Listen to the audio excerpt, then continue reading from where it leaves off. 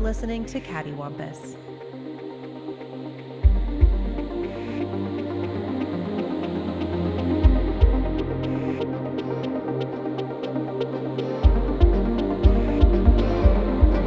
So who loves the X-Men? Me. Me. Most people. Most I people. think. I mean, box office receipts of Dark Phoenix would lead you to believe otherwise. Wait, we're saying X-Men like As the a as a X-Men, or concept. just like okay, as a concept, not the 3 good X-Men movies. I think Wait. there's 3. That's an Pause. interesting debate. Which 3? 2, First Class, and Days of Future Past. Okay. So you don't count like Deadpool or Logan? No, I don't count. I'm counting any ensemble film. They're all ensemble films. You don't Like like every movie with Wolverine has like 18 other X-Men. I would in it. consider Logan to be in that category, and it's pretty good. Okay, so 4. Although Logan probably has the least amount of mutants. It's still like 6. Yeah. That's true. I liked Logan a lot, but I didn't care too much for the ending. Deadpool kinda- only had like Okay, 3. any of the ones that had the words X-Men in the title. So where does So 3. X-Men Origins Wolverine rate for you? Bottom. Oh, the my very God. fucking bottom. It's pretty bad, yeah. Hold on, is Origins Wolverine the one where he loses his regeneration ability? No, that's the Wolverine in. Which And takes at place least in that Japan. one had things that were okay about it. I like the first 2 Yeah, acts. there of were that movie. stakes Yes. in that movie, which was nice. That movie doesn't realize it's over after Act 2 because like the whole arc is I want to be alone, and then he rescues Yukio from the Silver Samurai's son, and they have a very meaningful sword fight in the rain and the lightning, and he has this line of "Stay away from my friend," and you're like, oh, an arc, and then there's like 40 more minutes where he has to go fight a robot. I don't remember any of that, and maybe that's for the best. Yeah, it is. It is, yeah. Other than that, not a bad movie.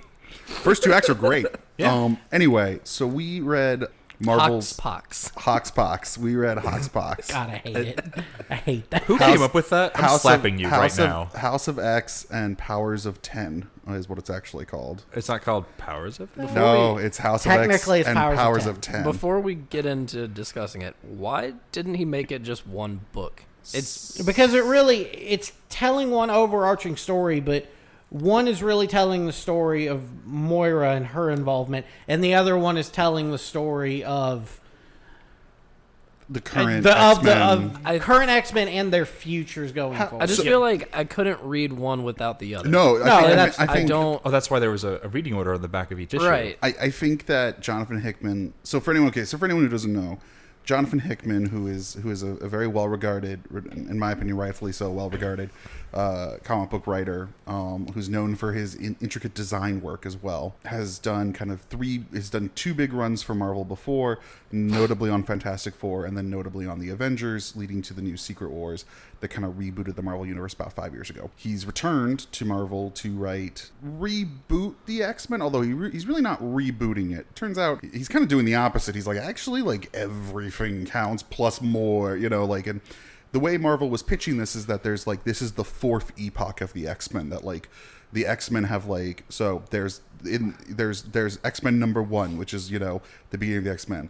Giant Size X-Men number 1 in the 70s, which was the introduction of Claremont's run. And then Grant Morrison's new X-Men. And then this is the next big evolution of the X-Men book. They're right. They're very right. It is. It was really does. It was not misleading marketing. It is the best X-Men has been in a very long time. I've read. I liked All New X-Men a lot, Bendis' All New X-Men. Yeah. I did too. but it's definitely better. In retrospect, that feels like a half measure. Yeah. to what John Hickman Because this does. is a wonderful way to say that, yeah, everything counts. And here's this one character that everyone would have considered trivial, that she really was a trivial character up until this point. Now she is literally the crux of the entire X-Men universe. So, 2 big things to take away from this relaunch. One, Moira McTaggart is now actually a mutant who has the power of reincarnation and has seen the future and realizes that the mutants lose no matter what. The other big takeaway, AI and machines are an inevitable reality for humanity.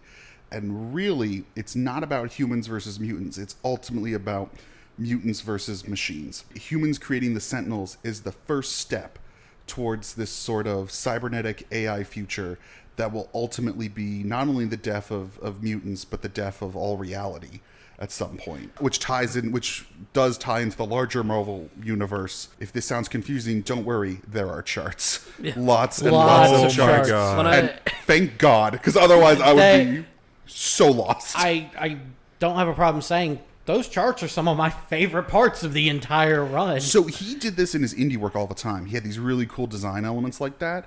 He kind of pulled away from it when he went to Marvel. His Fantastic Four run doesn't really need it.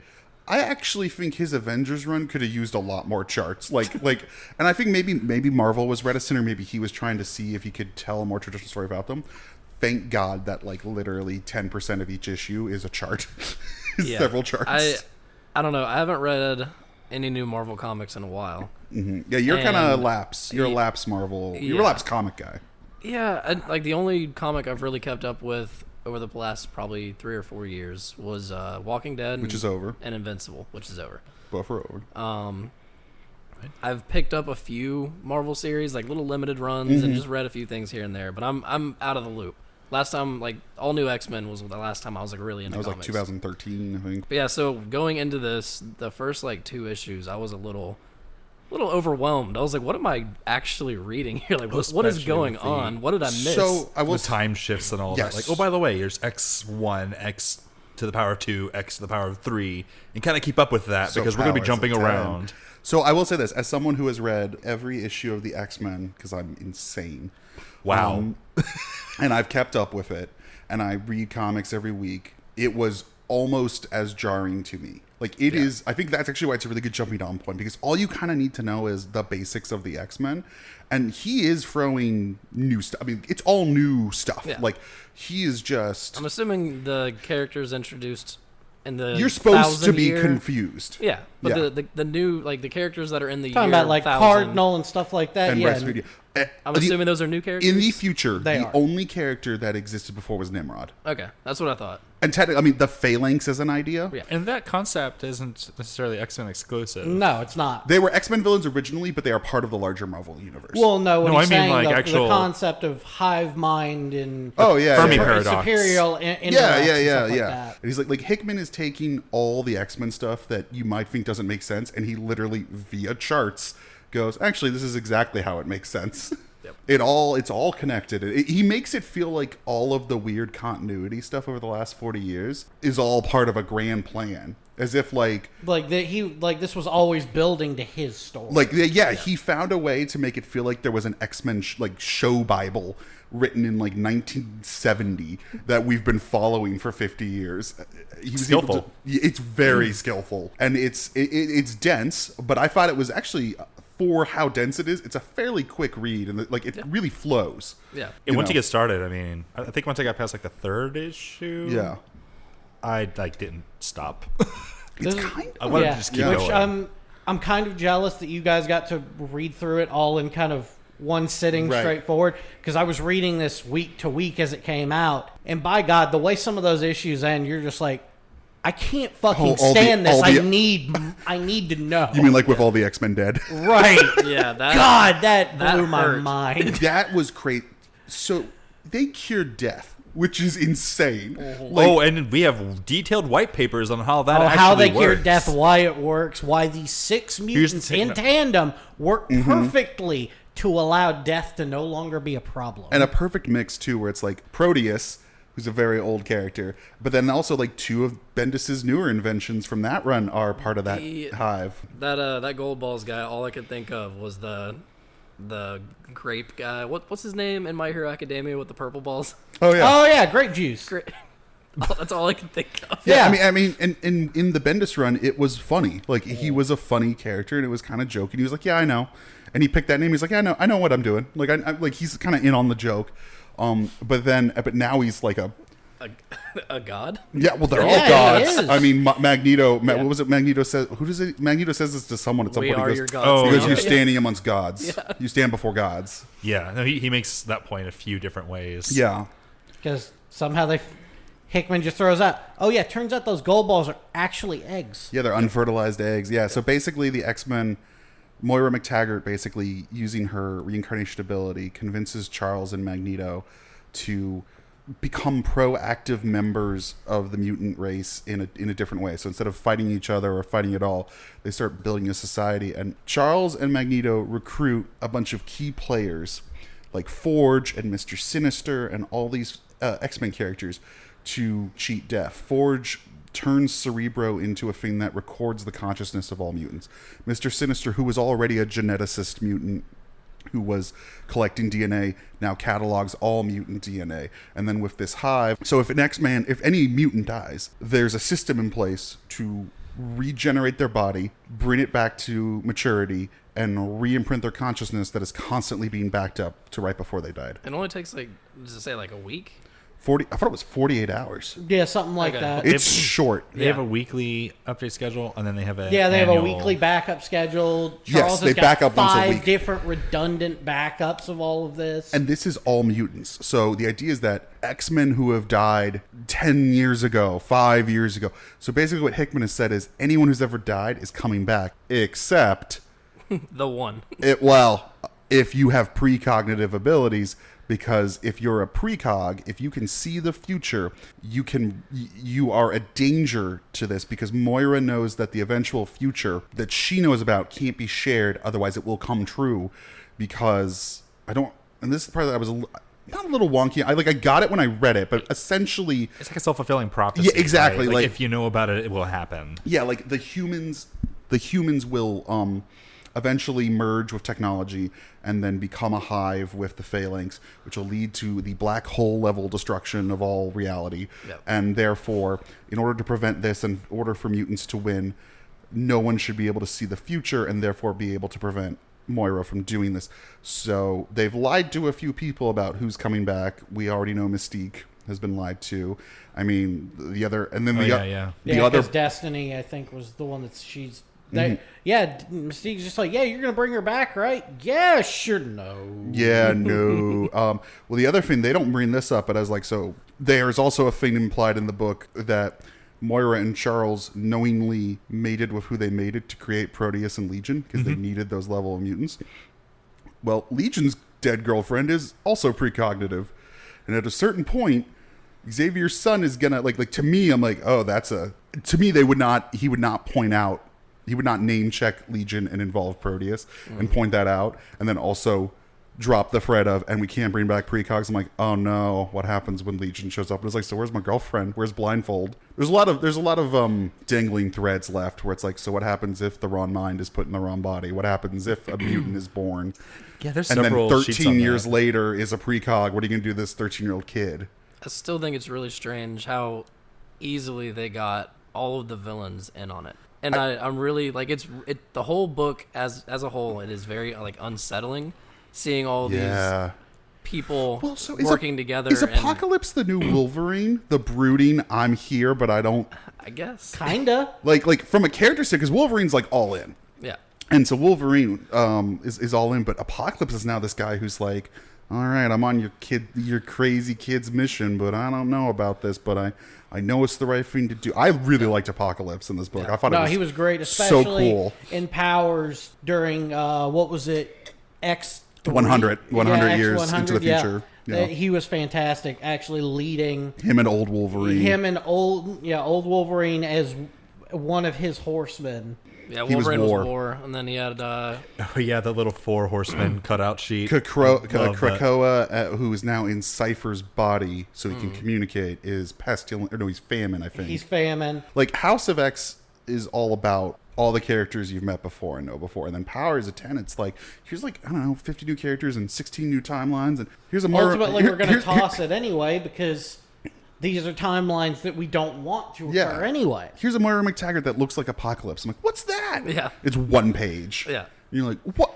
Yeah, here's her working with Magneto and dying to the Avengers. Here's her working with Apocalypse as one of his horsemen. Yeah. Here's her as a agent assassin of death going around and hunting all of Bolivar Trask's family. Her 10 lives were fantastic. Oh my god, yeah. Well, the other one I thought was, and I'm sure we'll see her again, is we're going to see Rasputin again. That character they created. Oh, yeah. The future amalgam of It was Nightcrawler, and, Ileana and yeah. Colossus and Yeah. Kitty and we're gonna get a. I can't. I want to see them again because what was the name of the chick that was Magic and Colossus? That's and- Rasputin. That was Rasputin. That's Rasputin. Oh, Cardinal was the Nightcrawler Was one. Nightcrawler and I was very confused. I was like, why is there a red Nightcrawler? What is this? I mean, Yeah. his dad is red. Yeah. So Nightcrawler's dad is Azazel, and he's red. Right. Yeah. So I guess that would be his son. Well, they're genetic recreations in the Sinister's pits. in because Mars. Sinister started going on a project to try to create amalgams of different mutants using for multiple war, 'cause we built lost. specifically for war. So I think Cardinal was made of 2 mutants. It was There's a whole Nightcrawler chart. and somebody else. Yeah, there was another chart. Yeah. There's literally a genetic makeup chart. Yep. Yeah. It's great. First generation, second And generation. they only gloss over the Sinister's attempt to create a crossbreed of 4 mutants. Yeah. That ultimately they all go batshit insane, Mm-hmm. decimate all but the last 10,000 mutants on Earth, and then kill themselves. Oh, by the way, who loved Caddy, Tim Gunn, Mr. Sinister? Oh, I fucking love that. That's a new version. I mean, he's always been a little like Caddy, but dialing it up to 11. Jesus. I laughed out How loud. Yeah. great was that? Like, It was Mr. like, Sinister, why are you wearing a cape? I want a cape. the most boring villain in the goddamn world. I read all that stuff and I could not care. Just could not bring myself to care. And now I'm like, he's my new favorite character.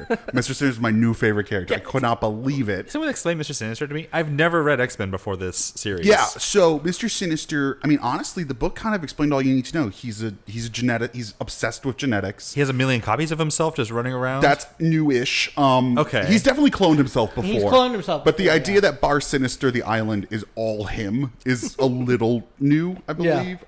But what he is most famous for in the comics is after the Phoenix Saga, they wanted to bring Jean Grey back. And the way they did that is they retconned it to say Jean Grey was cloned by Mr. Sinister. You know, he's a crazy mutant geneticist. He wants to breed the perfect mutants. That's Yeah. about it. It kind of reminded me a little bit of I know most people don't watch this movie because it's terrible.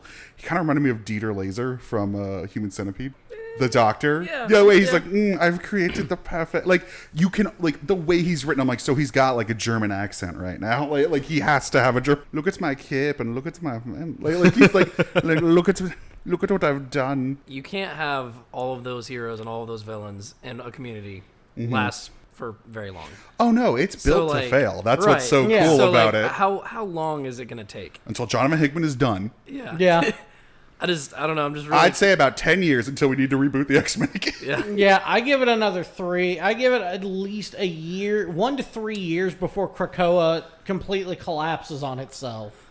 Or Krakoa abandons them. Yeah, before Yeah. it all just starts tumbling apart. So for anyone who hasn't read it, they're on Krakoa, the living island, which has willfully allowed itself to be. It's allowing the mutants to be there, which is also a grievance with Sebastian Shaw, because they have the Quiet Council of Krakoa. Yeah, It's like 12 of them. Yeah, I believe it's called the Quiet Council. yeah, and it's of 4 different seasons: autumn, summer, fall, and spring, or autumn, summer, winter, and spring. And then there's obviously Cypher is there with Krakoa, and then there's the 4 captains, and Cyclops is Captain Commander, who's the first among equals. Also, man, they fixed Cyclops.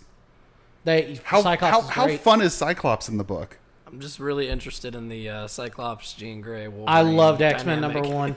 So I loved Yeah. it. that was great. My favorite thing as a longtime fan is in the comics, Cyclops was, historically a huge dick. Yeah. And abandoned his wife and child when he found out they were a clone, and Jean came back alive, which was terrible. And he also left the X-Men in a huff, and then came back and found out Storm was the leader. And I was like, well, then I'll fight you for leadership. And Storm beat him, and he was like, well, fine. And it was just, he's shitty. He was shitty. So what I liked is when he got reborn, and Storm is like, prove that I know you. And he was like, and they have that moment where he's like, you're the strongest leader. And she goes, I learned it from you. And I was like, oh, you fixed it. You fixed it. They're friends. And also Storm's on the council, so I don't feel bad that Cyclops is like the field commander, because Storm is above him. Yeah. Right. Is a political figure now, which makes a lot of sense because It makes a lot more sense for her. In the comics, Storm is a huge deal. She was half of Chris Claremont's run, which is the longest run in X-Men history. Most of the stuff you know about X-Men comes from that. Half of that run is Storm is in charge of the X-Men. Xavier is dead. Cyclops is gone. Storm is like his main character. And that's never really made it to adaptations. She's like a huge deal in the comics, though. Yeah, most of the movies, she's just kind of a background. Even the animated series, she's never been really featured in that way. So it was nice to be like, she's like, of all the classic X-Men, she's like she's on that council. Because it's like her and Jean are kind of the only like field, or is Nightcrawler, right? Her, Jean, Nightcrawler. Her, Jean, Nightcrawler make up one of the ones. seasons. Yeah. Yeah. Is it Charles, Magneto and Apocalypse are Autumn. Yeah. It's still I love so it. weird to me, It's but I fantastic love to it. me. And also that's not going to last. Right. Like Apocalypse brooding alone while everyone's partying. You're like, oh, this is not going to go well. And I feel like I'm going to feel real bad for Apocalypse somehow. I really liked the part where Charles broadcasts out the message to all humankind, and it's just like, And mutant kind, and we Yeah, see some of the yeah. people who didn't come. And also, I loved if you're talking about the larger Marvel universe, I liked the 17 countries who disagreed, and Latveria, political reasons. Yeah. And then Wakanda, which basically Wakanda Doesn't does not need need it. mutant drugs. doesn't need it. Yeah, that was one of my favorite Wakanda's charts. protectorates do not need them. Wakanda doesn't trade with anybody. Good luck to you guys. Yeah. And where's that drama when Storm like shows up and is like, because I don't know if you guys are not reading Black Panther, they're back together. They're not like married, but they're that's fucking. That's why I'm saying, like, I really want to see how it affects the rest of the Marvel Yeah, like I universe. can't wait. So currently in Ta-Nehisi Coates' Black Panther, he and Storm are like seeing each other again, and I am so excited to see the fallout of that. Interesting. Well, plus there was that great thing with Reed Richards, where he's like, hey, when your son wants to come live among his family, let me know. Yeah. Oh. Yeah, that was that. Well, also, again, I loved Cyclops not being a dick because 5 years ago or last year, when Cyclops tries to take Sabretooth from Reed, they would have fought. And Reed is like, he committed a crime and we're taking him. And Cyclops is like, I can see this is really important to you. Yep. Sounds good.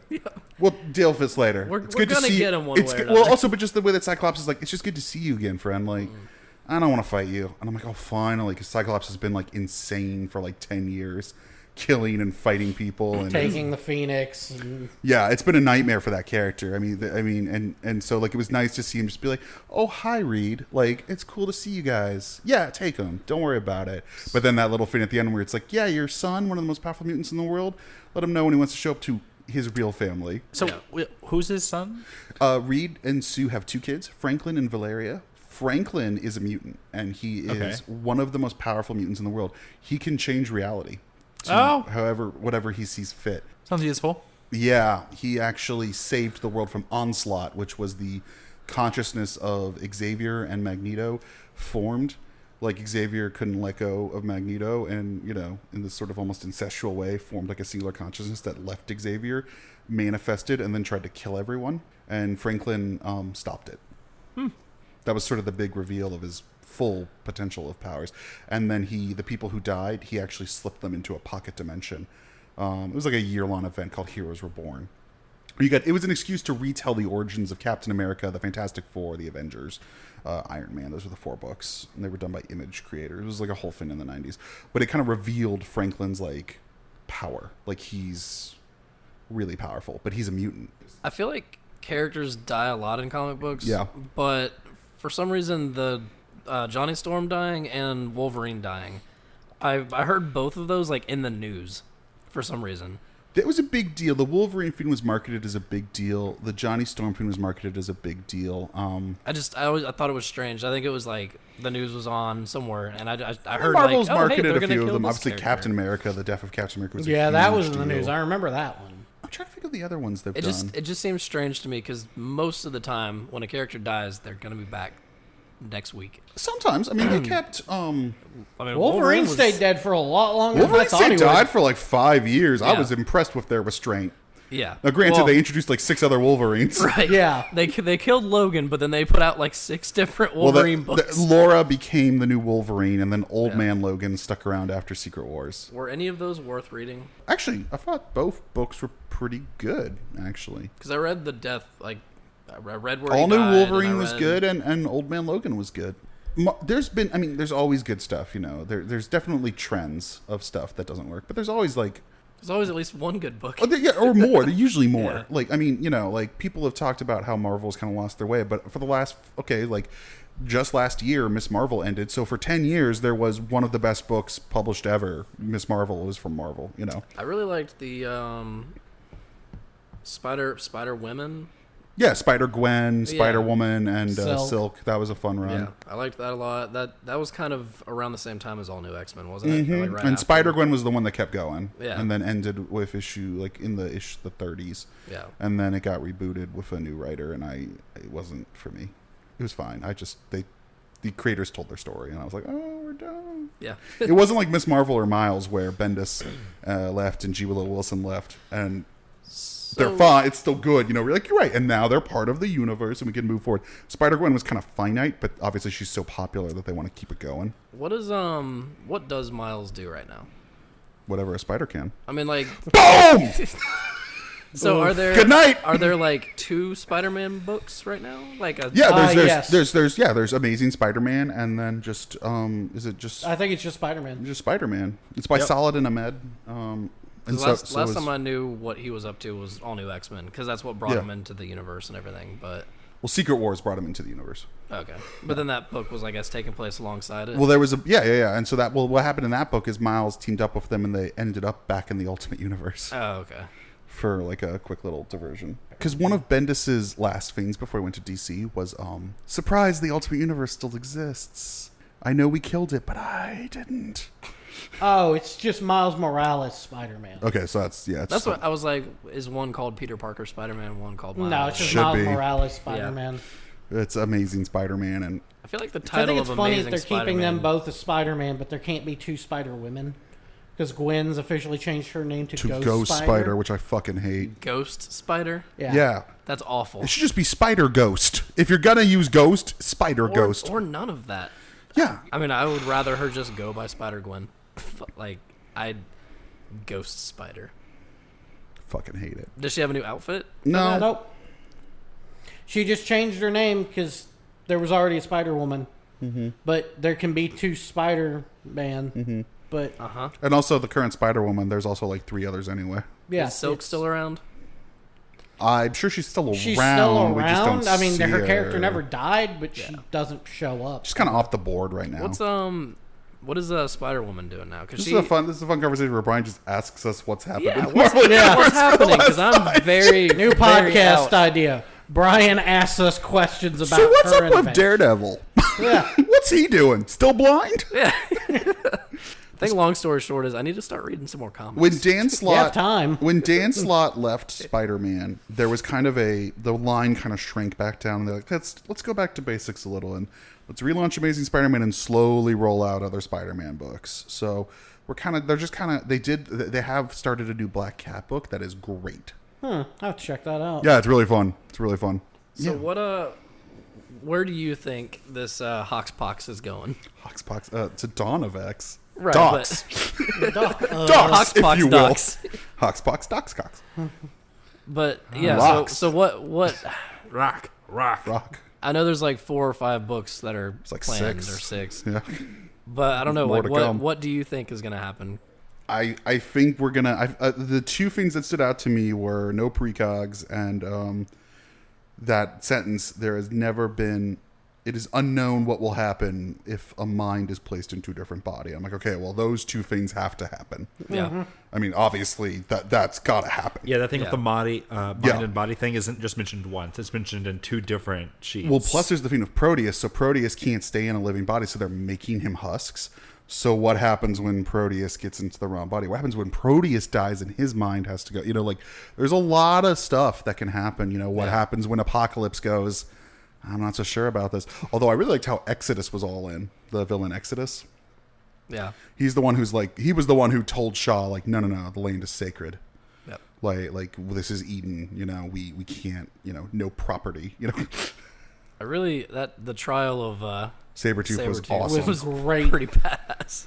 That was so cool, and I liked, and I think that's something that Hickman really shows is he really has a handle on like the voices of all the characters, even if they're new. It's just like you get it. Like I've never Exodus barely existed in the 90s. He was more of a trading card than a villain. Yeah. He showed up like once or twice in a very artist-driven era that. There's no character. There's no set character to Exodus. And he gives that character, like 3 lines? And I'm like, got it. Yeah. Cool. I know who this guy is. He's the villain who's on board. And then they make that point where he's like, he's devout. And they're like, well, we know how that can go. He's too ideological. You're like, okay, like Hickman, I think he just gets it. He's also really able to transmit what he's going for really quickly with the characters. So I'm hoping that, we're going to see more of these characters. And now that I've read it, all of the books that are spinning out of it are all way more interesting to me because they're very clear concepts now where I go, well, what is this? Oh, another new mutants.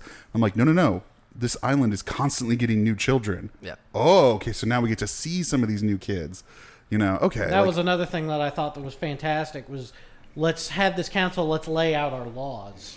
What are our laws? The 3 laws of first mutants. law, the most important of all laws is no killing humans. A mutant must never kill a human. No killing humans. And don't forget to fuck. Yep, that was amazing. Make more mutants. The land is sacred.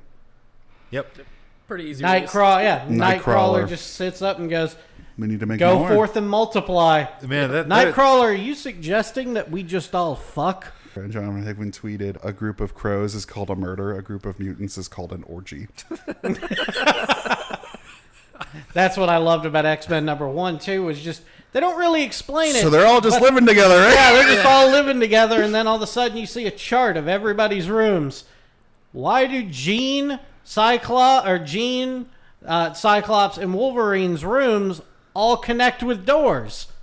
Oh. I also liked how... Nobody else's rooms do that. I liked how Polaris, the green-haired kind of daughter of Magneto, so she is Havoc's ex-wife. Okay. And Cyclops' brother, Havoc. So I liked how she was like, I liked the kind of offhand comment of like, I'm not really ready to go to that house. Yeah. I don't think I want to live with you. I'll bang you, but I don't think I'm coming with you. I don't want to go. I don't know what. You don't want to come to my house on the moon? I don't know what my idiot brother-in-law is doing. Yeah. That's the other thing that kind of, like, X-Men #1. There was something about that house that just really made me uncomfortable. It's so unsettling and clearly intentionally Everyone's just so. too happy and too Yeah, excited. especially I loved the whole Cable having the conversation, just like, Mom, can I trade guns with Chorg or Chor? I'm so terrible at remembering the Starjammers' names. Yeah, I don't remember. This one's got antimatter rounds. Yeah, he was just like, Mom, I want to trade guns. So that is actually a good thing. That's a good point to bring up. That is one of the, you had asked earlier, Brian, what was set up before this book. Yeah. De-aging Cable was a thing that did happen. Yeah, because I saw him fairly recently. Yeah. And I'm wondering if that was on Hickman's request, or if someone just did it and Hickman went, oh, perfect. This works out nicely. I was confused. I didn't know if maybe Cable had actually been born in the timeline and was just that age, or if he was, I mean, you said de-aged. I guess de-aged isn't, so de-aged is more of an editorial comment. So you remember the Bendis thing where for anyone who doesn't know, Bendis' big conceit of his X-Men run was the original 5 X-Men from the 60s came forward in time. So teenage Cyclops, Jean, Beast, Iceman, and Angel showed up in the present day and were like, what the fuck happened to us? Yeah. What did you all do? We fucking suck. I'm fucking Hitler now? Yeah. I can't be that. What the hell? Yeah. And that was like Bendis' conceit. It was a really fun book. It was really good. The way they got them back in time was that teenage Cable came back in time because he, being a time traveler, understood that the time displacement of these 5 X-Men was going to fuck everything up. So he killed his older self and then got them back in time. Gotcha. He's responsible for sending them back. Oh, yeah, that's right. But he's still now here, and he killed his older self. Okay, so the Cable that is in this current run is still from the future. He's just not as he's 15 years less than the regular Cable. Because he is Cyclops' son, right? It's still the Cable It's just earlier in the timeline. Yeah. He showed up, killed himself, and basically murdered his way to get to the original 5 X-Men. Goes, no, I'm dragging you back to the past because this is not fucking working. Yeah. Things go real bad in my future now. Thanks a lot, assholes. Get the fuck back. Good job, Beast. Way to fuck it up for everyone. And he made Jean wipe all their minds, including her own, to not remember. Yeah. That's why he's still here. So that is the current Cable, and that's long enough ago that I don't think that is Hickman related. I think Hickman just went, oh, perfect. It did lead to one of my favorite lines in Marvel Comics when Richard Rider finally came back as Nova, and he's in that treehouse or something, or in that ship with Cyclops and the young Cyclops and a few of the other young ones, and he's asking what's going on. And young Cyclops goes, "Well, why are you so young?" He's like, "Oh no, I'm from the past. My older self from this timeline is off doing this, that, and the other." And Rider just looks at him and goes, "I hate everything about that sentence." Richard Rider has been used a couple times. So Corey, you remember the Guardians of the Galaxy films? Of course. Remember the Nova Corps? Yes. So in the comics, there's like a human who is a Nova Corps member who's like Nova. It's kind of Green Lantern-ish. Very Green Lantern. In the comics, it literally is the Marvel comics. It's equivalent just a Green ripoff Lantern. of Green Lantern. Got it. Yeah. It's just a ripoff of Green Lantern in the comics. It works both ways. And they have a world mind. So when you saw like in the charts the world mind, they're referring to the Nova Corps thing. Richard Rider's been used a few times to like, I've been off Earth. What's going on? And he shows up. He's like, what the fuck's happening? After Civil War, famously, he came back and he's like, we got to get the Avengers back. And Tony's like, well, actually, the Avengers broke up and Cap is dead and it's kind of my fault. Also, can you register? And Nova's like, are you fucking kidding me? Only for 5 seconds? Where's my good friend? What's his name? Who becomes Penance back then? Oh, I know you're talking about. I can't remember. Speedball. Yeah. He goes, where's my good friend Speedball? And he's like, actually, he murdered a bunch of people, and now he wears spikes to cut himself. And Nova was like, what the fuck? What? What? And he literally, I think he just leaves. He goes, I'm leaving. You know what? You let me know when you sort all Richard this is out. a fantastic analog for just any lapsed reader. Because he's out there fighting threats that, I think this was around the time of Annihilation, and he's like, I've lost all my friends and everyone's dead. Yeah, the Nova Corps gone. I am the Nova Corps now. I defeated Annihilus, one of the most powerful cosmic beings in the world. And he shows up and Tony's like, well, can you sign this document? Because me and Cap had a fight. And Nova's like, you fucking kidding me right now? This horse shit? I just got done saving literally the entire universe. I saved reality and you're giving me paperwork? And I came back and you're just like, yeah, we got into a fucking argument and now everybody has to have a license. Nah, I'm just gonna go. And Nova's like, bro. I'm leaving. And literally, I think he's like, I'll come back when you've all figured this shit out.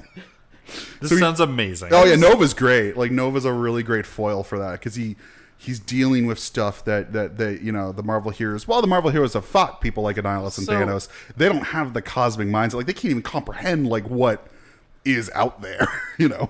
So that's what the whole Hoxpox thing. How are the Avengers gonna take that? And like, are they gonna be? I don't know. Have a choice. And that's the thing is. That's kind of what I enjoyed about the whole thing is Charles just basically said you don't really get a choice. Yeah. No, he's like there is like no here's the thing: we're not telling you do this or else. We're telling you, look, we're going to give you something. Yeah. We're going to give you something in return. We just ask that you acknowledge our sovereignty. Yeah. That's it. If you don't want to do it, great. Just do us a favor and fuck off so we don't have to fight you. Yeah. Yeah. That's it. That's all we're asking. And that's why even I think a good chunk of the Avengers are going to go, I guess. I mean, we've worked with you guys a lot, and most of you guys are pretty cool. I don't like the fact that Apocalypse is chilling with you right now. He's kind of an asshole. Same with Magneto. But whatever. I'll be interested to see because I'd finally. I know Cap is probably going to be on board.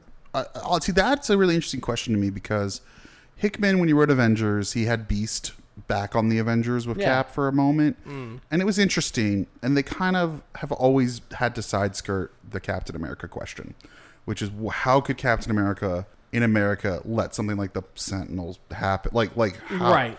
Why would having seen what he's seen? Why on earth would he not be like, joining the X-Men at this point, Right. you know. And I think that, you know, like I think that'll be an interesting thing, because like I get like characters like Tony and a few of the others being like, well, you know, that's their problem or whatever.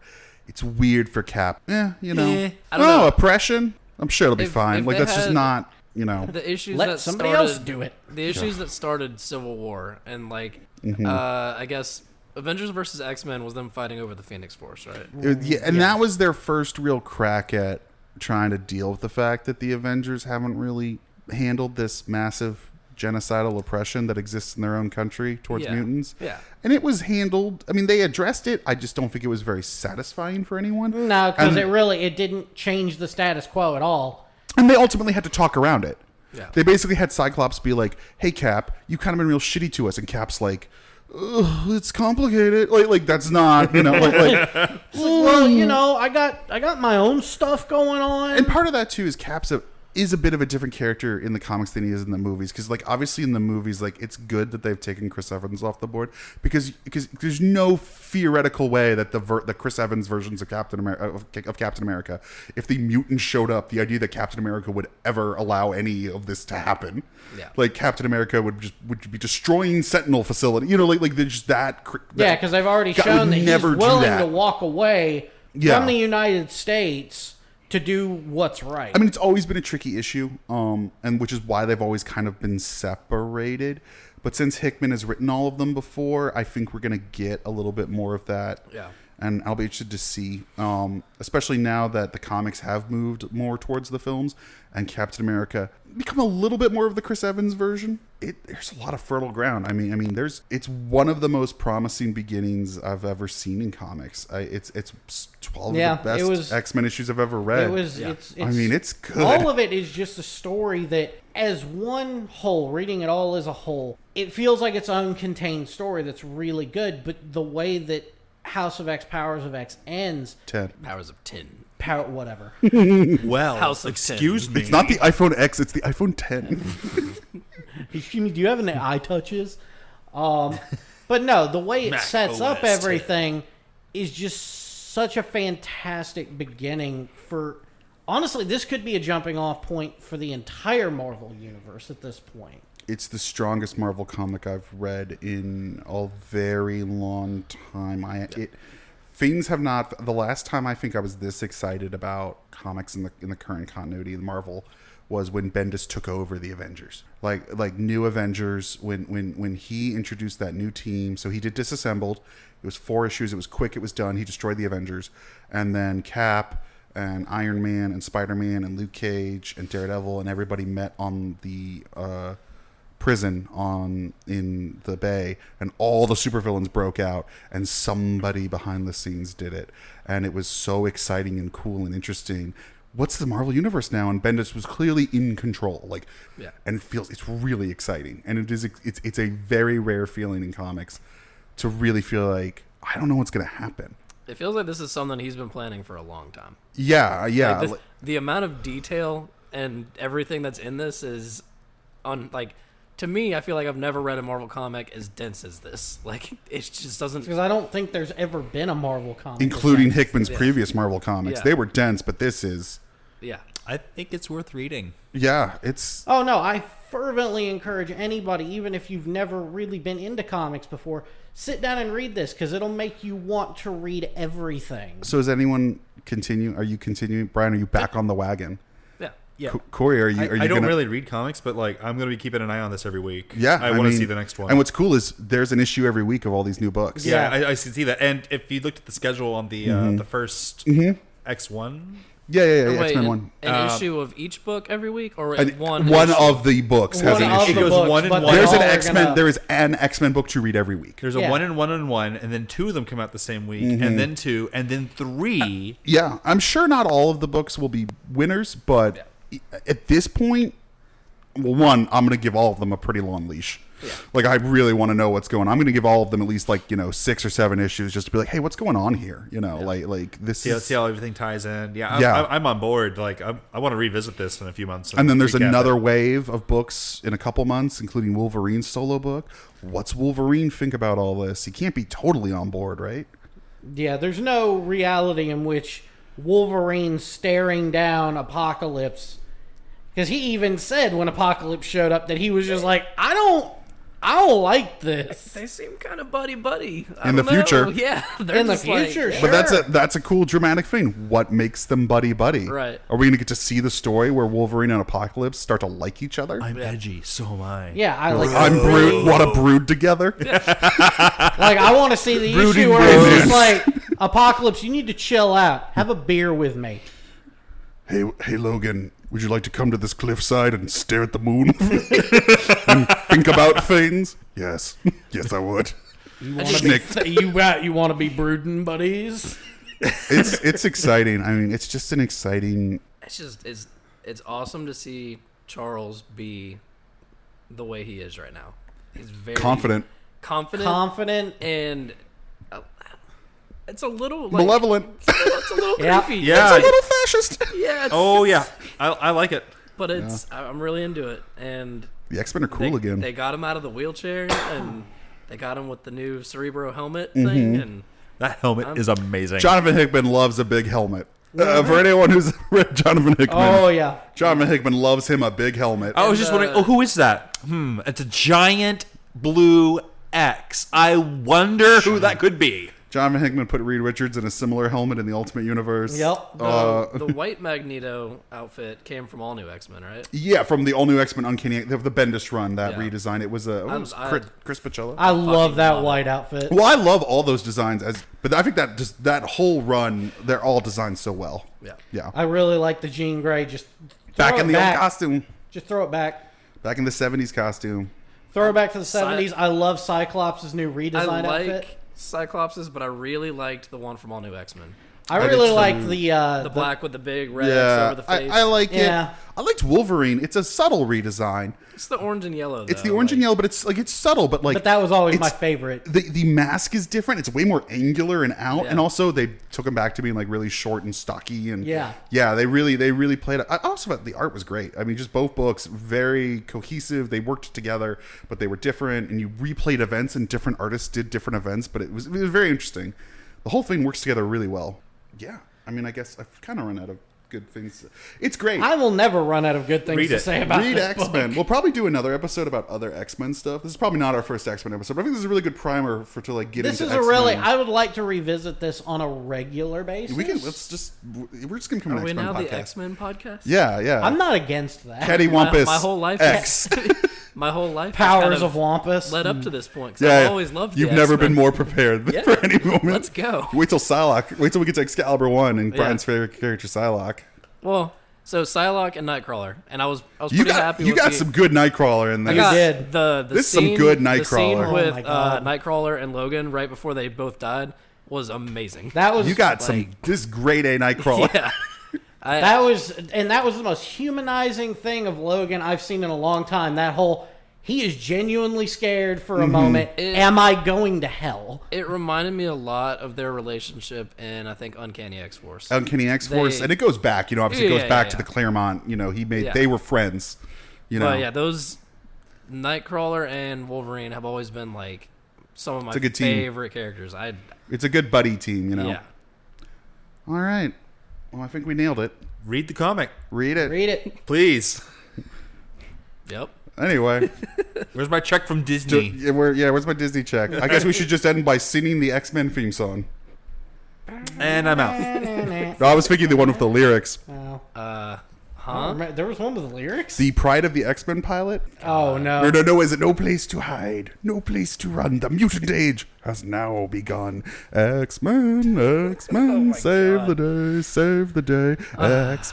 X-Men, coming your way. I've been Magneto's Corey. hordes are on the way. I've decided to I don't pillage, like burn, and X-Men plunder. anymore. I've been Steve. And there's one X-Men thing is that will not canceled. yield, that team that strikes like thunder. X-Men, save the day, save the day. Everyone's leaving. Coming your way. You've been listening to Cattywampus. You can follow us on Twitter, Instagram, Facebook, and Tumblr at CattyWampusPod. Email us at cattywampuspodcast@gmail.com. Music by Tilly.